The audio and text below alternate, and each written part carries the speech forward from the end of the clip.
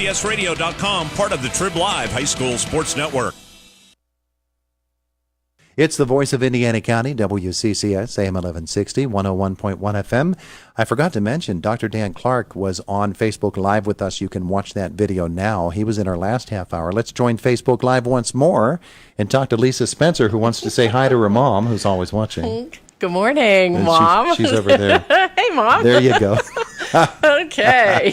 Lisa Spencer from the Indiana County Department of Human Services. You've got a few topics to share with us today. We do. One of those, you just found out about this the other day with the open door? I did just find out about this, and this is actually, I think, something that's really great. I think it's like showing initiative and trying to help. I know that we were talking, and over at the crisis line, they've had a kind of like a rash of calls from like younger teenagers, which is very scary, but it's good that they're calling for help. But apparently, just having trouble with dealing with issues. So what the open door is going to do is from Sundays from 2 to 4, I believe. They're going to have an open session for teenagers just to walk in.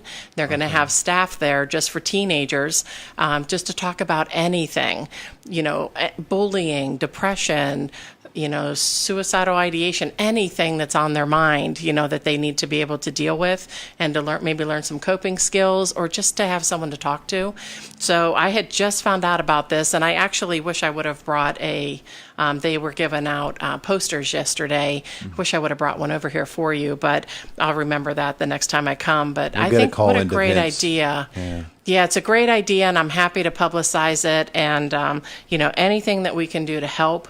Unfortunately, this year we are at 13 suicides, and, we just have to be able to connect better and reach out better to people in Indiana County. As I recall, the number from all of last year was 12 suicides in Indiana County. Yes, so 13 now with a few months left is not a good time. The holidays particularly get to be, unfortunately, times when those incidents increase. So that's something to get out in front of, and it's good the open door is doing that. Yes. Now, in fact, our Walk for a Wonderful Life was last weekend, and it was fabulous. Was it was really? So good. Yeah. We had over 350 walkers, I think close to 360, and we just so appreciate the community coming out and supporting us.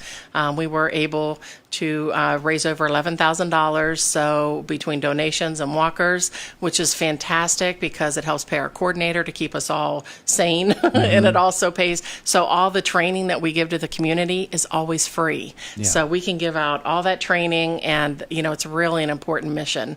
That was labeled as the third most important priority from our survey that we did. Suicide prevention was the third most important priority from the responses we received from our survey. And look at Lisa Spencer segueing into the Speaks Up survey. Yeah. Look at you. That was pretty clever, Look at you. All right, so the Speaks Up survey, you've got some news for us. I'm so excited about this. So what we had done, it's taken a while, but we really, really just appreciate all the help with Dr. Eric Lauber over at IUP, and he was taking on all the drug and alcohol responses that we had, but I had taken it to one more level and broken it down, all the comments, because they were all over the place. So we broke them down and we put them into categories, and we've sent it out to over 31 agencies, organizations, depending on the specific categories, because we want people to know. We just didn't collect that information and it's just sitting on the computer. We actually detailed that down, and we gave out those specific concerns to different agencies. For instance, we gave United Way almost everything because they're so involved, and Evergreen Boys and Girls Club and the Parks and Recreation's got things to do, and they're so excited about it. I spoke with Ryan Schaefer from White Township, and he was all excited because they're going to be doing a survey later this fall with the students in the school to see what they want to do. Okay. So we're all kind of coordinating together. We've sent it to every agency and then the county where things are relevant. There were a lot of things on jobs and taxes. We sent that to the Chamber of Commerce, to planning, to Career Link. So we're getting all of that information out and we're sending it to the people who can best affect change. IRMC, what a great response from them. Dr. Wong is taking that information and he's taking it into the planning meetings. So I just want Indiana County to know, the residents, we heard what you said and we're getting it into the hands of people who can decide how they can better help. Now, let me ask you this question about that, because I think in a lot of cases, and this is just me thinking, I think in a lot of cases there are services available and facilities available to meet a lot of the needs that people responding to the survey don't even know about. Right. Those right. needs have already been met, but they just aren't aware of them, and so they don't take advantage of them. Mm-hmm. Did you find that to be the case in a lot of incidents? Well, we did have several comments on the survey. Not too many, but we did have several comments that indicated that people are just not sure where to go for help. Like they're not sure where these services are. But what I would say is call our information and referral line over at Human Services. It's 724-463-8200. Extension 3, that'll give you Maureen Pounds, and we're going to be able to be that referral system. We also have sheets of paper that we can mail out to people of, where to turn for help.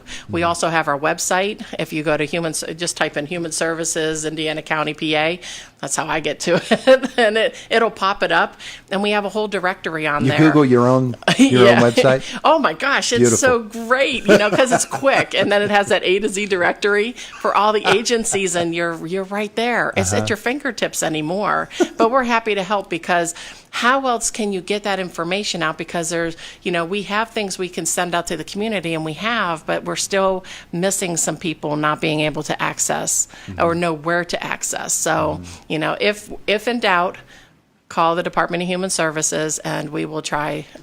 We will find out how to refer you. Throw that number out again. 724-463-8200, extension 3. All right. Okay. Great. Terrific stuff. All right. So let's talk about something fun. Yeah, this one's always really, really popular. This is the day of play. So it's not this weekend, but it's next weekend, October 13th. It's from 11 to 3 out at the S&T Bank Arena out in, what would that be? White Township. East Pike. East Yeah, Pike. I had to think about my directions there. Okay, so this is going to be where they have like the bounce party. They have some carnival games coming. They're going to be doing some pumpkin painting. That actually sounds like fun. And they have the Touch-A-Truck out there. It's going to be $1 per person, $5 max per family, and anybody under 2 is free. 2 and under will be free.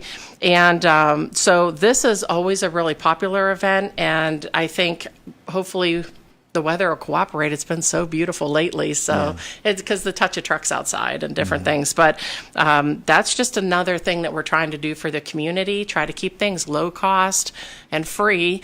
This one we need to charge a little bit because, we have to pay for the rental of the S&T Bank Arena, so we have to offset it a little bit the best we can. So this will be the 10th annual Day of Play. Wow.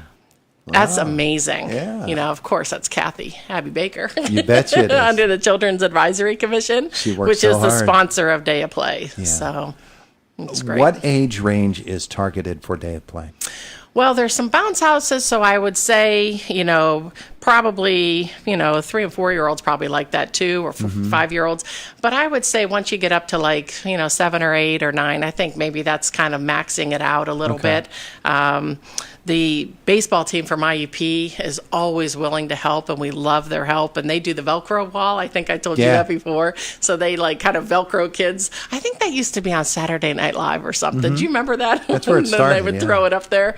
But so that's something that they always look forward to volunteering. So we love our IUP volunteers. So absolutely. Really fun. But this is a fun day for kids. They had a lot of people there last year. Yeah. It's the one event I've never been able to work because of football when Justin was playing. And so other than that, I think it is when that's again? it. October 13th, and it's from 11 a.m. to 3 p.m. And you don't have to call ahead of time. You can just go. Yeah, you could just show up. Okay. Yeah. So you can pre-register. I'm sure there's probably something online with Kathy. It might make it a little bit quicker, but I just think then hopefully we're going to give her a little rest. I hope Kathy could take a little rest. She's worked really, really hard this year. Yeah. And we've been really successful with every event that we've had. But I do have to give her a breather. So we're just trying to push through this.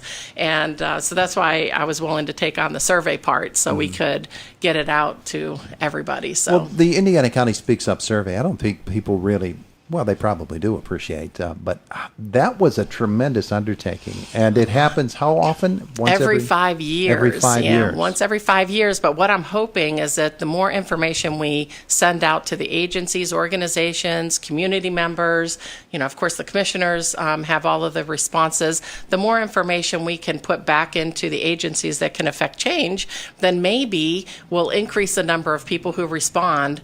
And oh my, would that be 2022?